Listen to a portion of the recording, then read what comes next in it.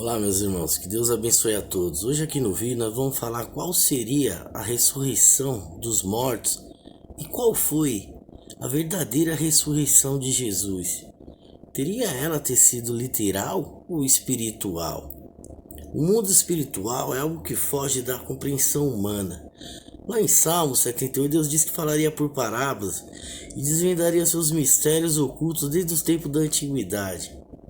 Poderia a ressurreição de Cristo ter sido física ou espiritual? Mas poderia um corpo atravessar os panos da mortalha que enfaixava sua cabeça, sendo que os panos estavam intactos e o formado do estado natural, segundo historiadores, só poderia ter sido algo sobrenatural de Deus? Como um ser humano poderia fazer isso sem ter que desatar os nós da mortalha? Um corpo físico poderia se evaporar? Assim, quando Jesus apareceu aos seus discípulos, na verdade aquilo não foi uma manifestação física, mas sim uma manifestação materializada conforme os modos do Antigo Testamento. Veja que no Mateus, anjos quando vieram, eram recebidos pelos patriarcas e também se materializavam em corpos como fossem físicos. Esse é o fato porque Jesus comeu o pão e o peixe com eles. E do porquê Tomé ter colocado as mãos no lugar das feridas. Esse também é o significado porque Jacó lutou com o anjo, visto que o anjo não tinha corpo carnal, mas sim espiritual. Assim o texto estava tentando nos transmitir que Jesus foi ressuscitado em espírito. Mas enquanto não se ascendia a seu Deus Pai, precisava se materializar num corpo carnal. Mas não significou que ele ressuscitou em carne, visto que até as paredes ele atravessou. Poderia um corpo físico ter atravessado as paredes? Sendo que o próprio apóstolo Paulo diz em Coríntios que faz o mesmo contraste com a ressurreição de Cristo. Semeia-se corpo físico e é levantado o corpo espiritual. Se o primeiro Adão tornou-se um ser vivente, o último Adão se tornou espírito vivificante, espírito de vida. Você pode ler lá em 1 Coríntios 15, do versículo 44 ao 45. Esse é o fato, irmãos, porque as pessoas que tiveram experiência de quase morte, arrebatamento do sentido, iriam ao céu contando experiência de arrebatamento. Está tão explícito, não sei por que as pessoas não entenderam. E o porquê da ressurreição dos mortos ela tem que ser espiritual? Veja que os mortos de Apocalipse 6, a primeira ressurreição deles teve um caráter espiritual de se entender. Essa já é válida para todos aqueles que morrem em Cristo. Não podemos tentar desvalorizar essa primeira ressurreição. O próprio apóstolo Paulo diz que já estamos ressuscitados em Cristo e já estamos assentados com ele nas regiões celestiais. Visto que nos textos mais tardios ainda falam de uma suposta ressurreição de mortos incorruptível, lá em Coríntios 4. Se nós formos ver, lá na Nova Jerusalém e o paraíso perdido, que faz o mesmo contraste com a cidade santa, dos novos céus da nova terra, fosse para viver aqui no milênio terrestre, literalmente falando, no corpo físico, porque Paulo teria se referido a um terceiro céu, onde ali diz que conhecia um homem há 14 anos que foi arrebatado ao paraíso. De modo que esse lugar intermediários para nós hoje seria um sentido figurativo de que as almas estariam debaixo desse altar. Um modo simbólico de dizer, um lugar de descanso até que a segunda morte deu seu destino final. Se o mistério da primeira ressurreição de Apocalipse 21 ao 10 sobre a ressurreição dos mortos e a prisão de Satanás tivesse um caráter literal de se entender, e o Apocalipse seguisse uma sequência dos eventos cronológicos, então Paulo jamais teria falado que esta ressurreição já faria valer uma ressurreição espiritual, não uma ressurreição física. Assim conforme os mártires do passado estão debaixo desse altar de Deus, que no sentido figurativo seria o que? O terceiro céu, que está embaixo para o descanso dessas almas, até aquele dia em que a morte deu seu destino final. O problema fatal exegético de muitos pais da igreja foi não entender o significado da ressurreição de Jesus. Em nenhum lugar você vai provar que a ressurreição também das pessoas, no dia da morte de Jesus, onde ali os sepulcros se abriram, ressuscitaram fisicamente, sendo que Cristo jamais iria ressuscitar pessoas carnais para morrer de novo. Sendo que até a ressurreição não foi um aspecto carnal de Cristo, como muitos acreditam até hoje. Mas um corpo ali foi ressuscitado espiritualmente, ao qual mencionamos já. Paulo jamais literalizou um corpo físico na ressurreição dos mortos, na vida de Cristo. Mas um corpo incorruptível, um corpo revestido de glória. Um aspecto como se fosse carnal, mas revestido de mortalidade, irmãos. Se a ressurreição dos mortos após a morte de Cristo fosse realmente física, muitos ali teriam relatos, se seria um marco na história da humanidade. Diz que ali também estavam os corpos dos santos e dos patriarcas Abraão, Isaac, Jacó.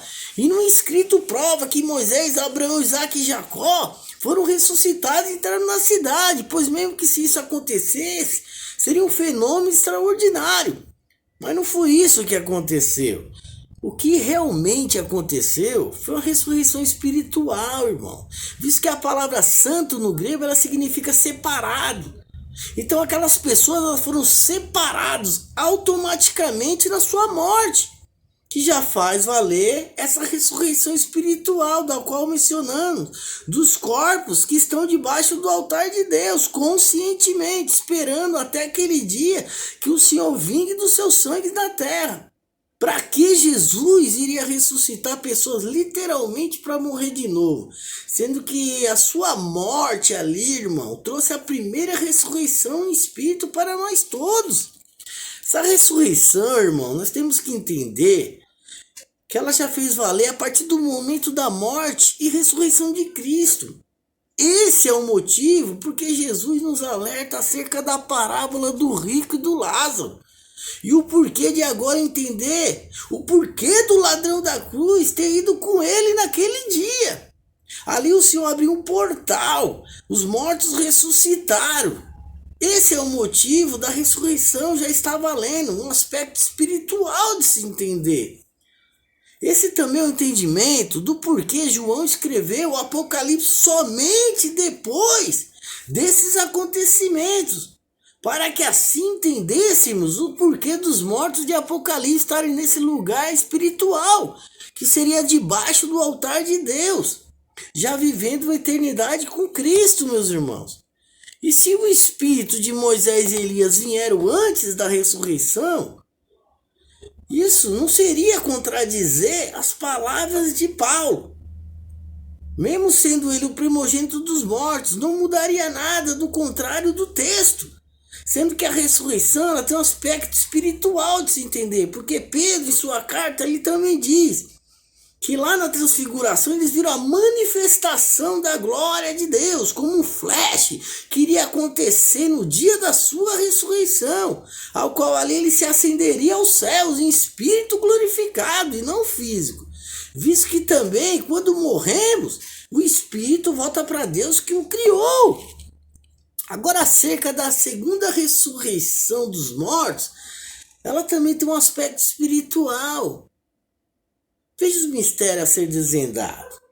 Quando o texto diz que os outros mortos não reviveram até que os 1000 anos não terminassem, ali não estava dizendo que os mortos estariam em corpo carnal, mas que o texto estava tentando nos transmitir era um sentido simbólico de se entender. Quando Cristo viesse na sua vinda única e visível, sem nenhum arrebatamento secreto, os ímpios, que são os bodes que Deus irá separar, estarão ali mortos no sentido espiritual, para combater o cordeiro, onde se cumprirá o que Mateus 24 diz, que chorarão e se lamentarão após a vinda dele. Esse seria o entendimento, porque não aceitaram, não quiseram se render a Cristo, estavam mortos em seu entendimento, com seus pecados sem esperança de salvação. Cristo virá naquele momento para combater os mortos de espírito, irmão. E não para ressuscitar mortos, tanto que a Bíblia em Apocalipse não diz de nenhuma segunda ressurreição, mas somente uma. O que a Bíblia diz ali, que o mar dará aos mortos que nele havia, meus irmãos.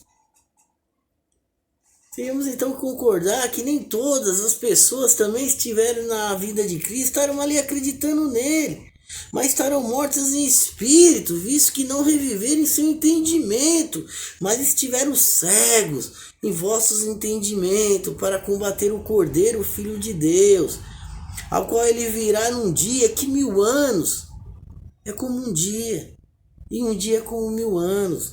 Então o Apocalipse, ele termina no Apocalipse 17, no capítulo 19, meus irmãos. Ele não segue uma sequência cronológica até o 20. Ali é o sentido figurativo de dizer a prisão de Satanás, a ressurreição dos 1000 anos, ela já faz valer a partir do momento em que a morte entra no processo fisiológico.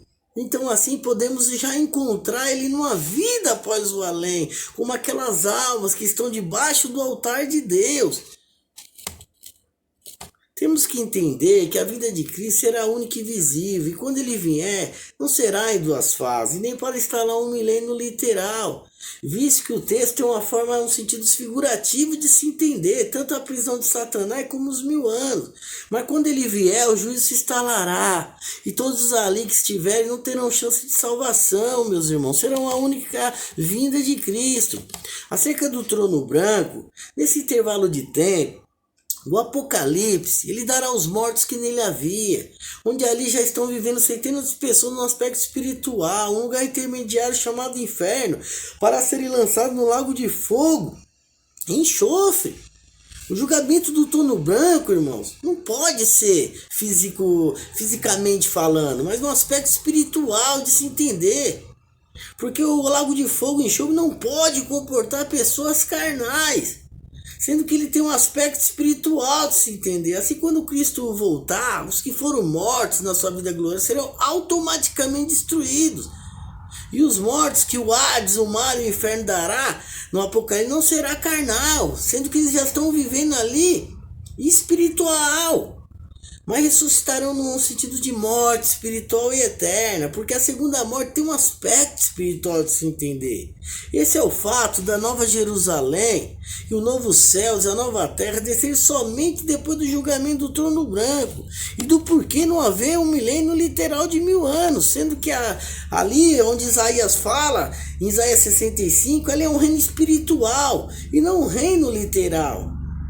A Nova Jerusalém ali, a benevolência em que os santos foram recebidos, os novos céus na nova terra, naquela cidade, não é 3 coisas distintas de se entender. Porque o Apocalipse, ele tem um modo simbólico de se entender.